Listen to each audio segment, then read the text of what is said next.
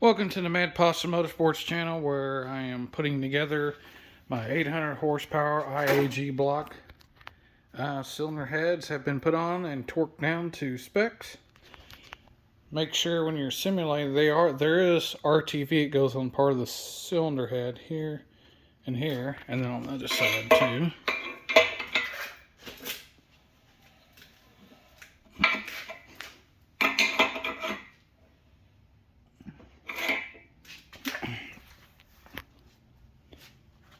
Yep, because you got to put RTV in between here and here.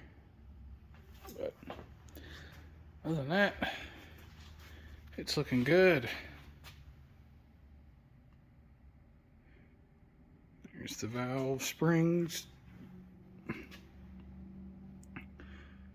You're really seeing air pocket porting. So yep.